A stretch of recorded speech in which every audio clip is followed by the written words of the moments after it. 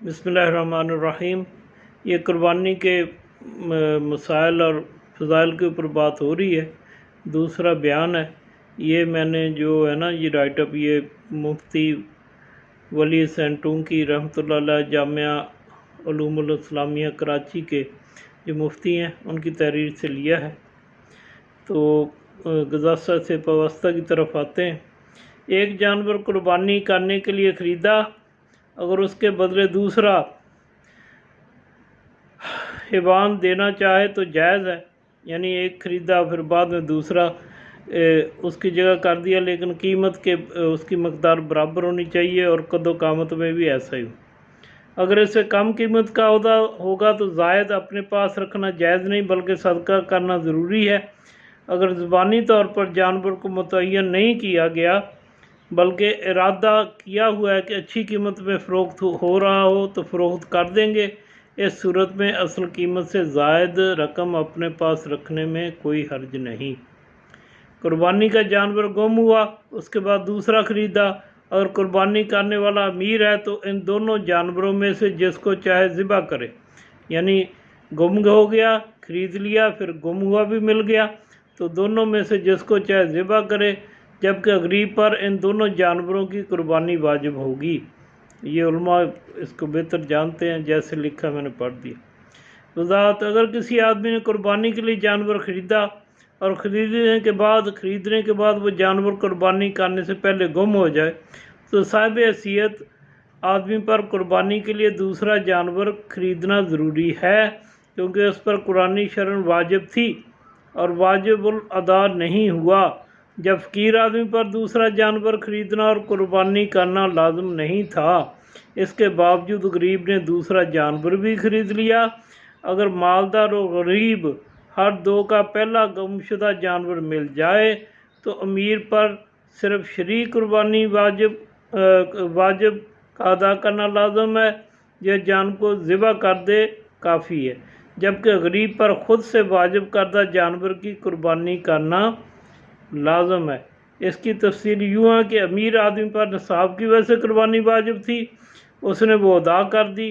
उसके हक़ में जानवर मुतय्यन नहीं था, उसे इख्तियार है जिस जानवर को चाहे ज़िबा कर दे। जबकि गरीब आदमी पर कुर्बानी लाजम नहीं थी, गरीब ने आज खुद जानवर ख़रीद कर अपने ऊपर कुर्बानी को लाजम कर लिया और जो जानवर उसने ख़रीदा वो भी मुतय्यन हो गया। अब पहला जानवर जो गरीब के हक़ में कुर्बानी के नाम से मुतय्यन हो चुका, अगर वो गुम हो जाए तो उसके बदले दूसरी कुर्बानी लाजम ना थी। इसके बावजूद गरीब ने दूसरा जानवर ख़रीद कर अपने ऊपर कुर्बानी लाजम कर ली। यानी अगर गुम हो जाता फिर वो उस पे ऊपर कुर्बानी लाजम नहीं थी, क्योंकि वाजिब नहीं है। अब जब उसने दूसरा जानवर ख़रीद लिया है और उसे पहला जानवर मिल गया तो इस पर यानी वो दूसरे जानवर की भी कुर्बानी करनी होगी। लिहाजा गरीब आदमी दोनों जानवरों की कुर्बानी करेगा। कुछ ने अपने तौर पे दोनों को अपने ऊपर ना उसने वो वाजिब कर लिया कि मैं करूँगा। तो अमीर के लिए ये है कि गुम हो गया, उसने तो एक ही वाजिब थी, उसने दूसरा लिया और पहले मिल गया, दोनों में से एक ही करेगा। गरीब ने एक लिया, उसके ऊपर वाजिब नहीं थी, उसने अपने ऊपर ख़ुद वाजिब करी, तो वो जानवर उसका गुम गया। फिर दूसरा ले लिया, वो अगर ना लेता तो ना लेता, खैर थी। अब उसने ले लिया तो वो भी फिर उसके ऊपर वाजिब हो गया, और पहला जो गुमा था वो मिल गया, वो पहले से वाजिब था, इसलिए उसको वो दोनों की कुर्बानी करनी पड़ेगी। कुर्बानी के जानवर में अगर कई शुरका हैं तो गोश्त वज़न करके तकसीम करें, या ये कि सावरे मुतफ़े को तो डेयरी बना लें, डेयरियाँ बाद में फिर उसमें आपस में बांट लें। भेड़ बकरी जबकि 1 साल की हो जाए, गाय भैंस 2 साल की, ऊँट 5 साल का, तो उसकी कुर्बानी जायज़ है। अगर इससे कम है तो जायज़ नहीं। अलबत्ता दुम्बा और भेड़ वगैरह जो है अगर इतना मोटा ताज़ा हो कि साल भर का मालूम होता हो, भले उम्र 6, 7, 8 महीने हो, तो भी जायज़ है। मौजूदा दौर में जानवरों को तोल कर वज़न करके ख़रीदो फरोख्त करना भी जायज़ है। ऐसी कुर्बानी बिलाशुबा दुरुस्त है।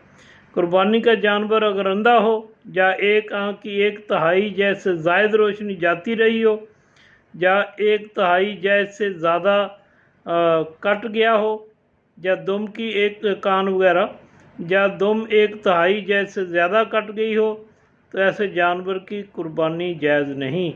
गाय और भैंस के 2 थन या बकरी का 1 थन खुश्क हो चुका है या पैदाइशी तौर पर ना हो, तो ऐसे जानवर की कुर्बानी भी दुरुस्त नहीं। इसी तरह अगर जानवर 1 पाँव से लंगड़ा है, यानी 3 पाँव से चलता है, चौथे पाँव का सहारा नहीं लेता, तो ऐसे जानवर की कुर्बानी भी जायज़ नहीं। हाँ, अगर वो चौथे पाँव से सहारा लेता है लेकिन लंगड़ा के चलता है, तो ऐसे जानवर की कुर्बानी दुरुस्त है। कुर्बानी का जानवर खूब मोटा ताज़ा होना चाहिए। अगर जानवर इस कदर कमज़ोर हो कि हड्डियों में गुदा बिल्कुल ना रहा हो, तो ऐसे जानवर की कुर्बानी जायज़ नहीं। बाज़ लोग मोटा ताज़ा जानवर महज दिखावे या रिया नमूद के लिए ख़रीदते हैं। ऐसे लोग कुर्बानी के सवाब से महरूम हैं। उन पर लाजम है कि मोटा ताज़ा जानवर तलाश करते हुए महज सवाब की नीयत करें। अगर किसी जानवर के तमाम दांत गिर गए हों तो उसकी कुर्बानी भी जायज़ नहीं, और अगर कसरत दांत बाकी हों, कुछ गिर गए हों, तो कुर्बानी जायज़ है। अगर किसी जानवर की उम्र पूरी हो और दांत ना निकले हों तो भी कुर्बानी हो सकती है।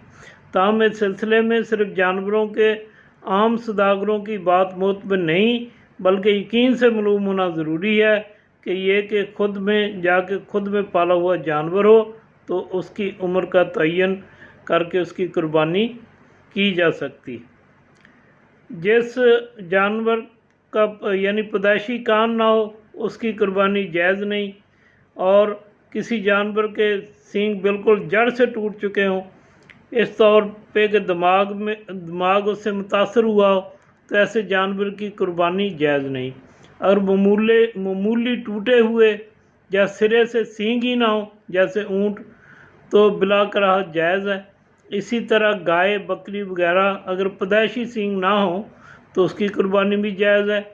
खारिश ज़िदा जानवर की कुर्बानी जायज़ है, अलबत्ता खारिश की वजह से बेहद कमज़ोर हो गया हो तो फिर जायज़ नहीं। अगर कुर्बानी के जानवर में कोई ऐब पैदा हुआ जिसके होते हुए कुर्बानी दुरुस्त ना हो, तो मालदार शख्स के लिए ये ज़रूरी है कि दूसरा जानवर उसके बदले ख़रीद कर कुर्बानी करे। गरीब तो उसी जानवर की कुर्बानी कर सकता है। अगर कुर्बानी के जानवर को ज़िबा करने के लिए गिराते हुए कोई ऐब पैदा हो जाए, मसलन टांग की हड्डी टूट जाए या सींग वगैरह टूट जाए, तो उससे कुर्बानी पर असर नहीं पड़ेगा। अलबत्ता जानवर गिराते वक्त एहतियात करना ज़रूरी है।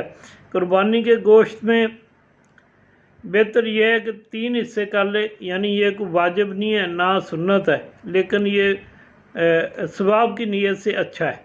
एक हिस्सा अपने लिए रखे, एक हिस्सा अपने रिश्तेदारों को दे, एक हिस्सा फुकरा मसाकीन को दे।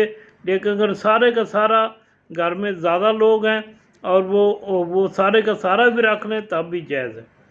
कुर्बानी की खाल किसी को खैरात के तौर पर दे या फ़रोख्त करके उसकी कीमत फुकरा को दे दे।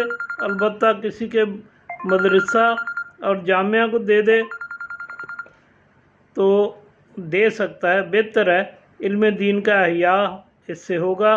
कुर्बानी की खाल को अपने मसरब में लाया जा सकता है, इस तौर पे कि उसका ऐन बाकी रहे, मसलन मसल्ला बना ले या रस्सी या कोई और चीज़ उससे बना ले, इस्तेमाल के लिए दुरुस्त है। कुर्बानी की खाल की कीमत मस्जिद मरम्मत या इमाम मुअज्जिन या मुदर्रिस या खादिम की तनख्वाह में नहीं दी जा सकती, ना इससे मदारस की तामीर हो सकती है और ना शफा खानों या दीगर रफाई इदारों की। कुर्बानी की खाल कसाई की उजरत में देना जायज़ नहीं। अगर किसी की कुर्बानी की खाल चोरी हो गई हो या छिन गई हो तो उसे चाहिए वो खाल की रकम सदका कर दे। अगर अस्तात ना हो तो कोई हर्ज नहीं, कुर्बानी पर फ़र्क नहीं पड़ेगा। अगर कुर्बानी के 3 दिन गुजर गए और कुर्बानी नहीं की तो अब एक बकरी या भेड़ की कीमत खैरात कर दे। अगर जानवर ख़रीदा था मगर कुर्बानी नहीं की तो बाइनिया वही जानवर खैरात कर दे। इसाले सवाब के लिए कुर्बानी का गोश्त खुद भी खा सकता है, दूसरों को भी खिला सकता है। अगर किसी शख्स के हुक्म के बगैर उसकी तरफ से कुर्बानी की तो कुर्बानी नहीं होगी। اسی طرح اگر کسی شخص کو اس کی حکم و اجازت کے بغیر قربانی میں شریک کیا تو کسی کی بھی قربانی نہیں ہوگی۔ اگر اس میں زیادہ لوگ شامل ہیں، ایسا آدمی میں شامل کر لیا جس کو بلا اجازت شامل کیا، سب کی قربانی نہیں ہوگی۔ اسی طرح اگر حصے داروں میں کوئی صرف گوشت کی نیت سے شریک ہوا، اس کی بھی قربانی نہیں ہوگی، اور گوشت غیر مسلم کو بھی دے سکتے ہیں، البتہ کسی کو اجرت نہیں دے سکتے، نہ گوشت میں نہ اس کی کھال کو۔ گبن جانور کی قربانی صحیح ہے، اگر بچہ زندہ نکلے تو اس کو بھی ذبح کر دے، گوشت آپس میں تقسیم کرنے کی بجائے اس کا صدقہ کر دے۔ قربانی کے جانور کے بال کاٹنا یا دودھ دھونا درست نہیں، اگر کسی نے ایسا کیا تو اسے صدقہ کرے، اور بیچ دیا تو اس کی رقم کو صدقہ کرنا واجب ہے۔ جو شخص قربانی کرنا چاہے اس کے لیے مستحب ہے کہ یکم ذی الحج سے قربانی کا جانور ذبح ہونے تک نہ اپنے جسم کے بال کاٹے اور ناخن، اور اگر البتہ زیر ناف اور بغل کے بالوں پر 40 روز کا عرصہ گزر چکا ہے تو ان بالوں کی صفائی کرنا بہتر ہے۔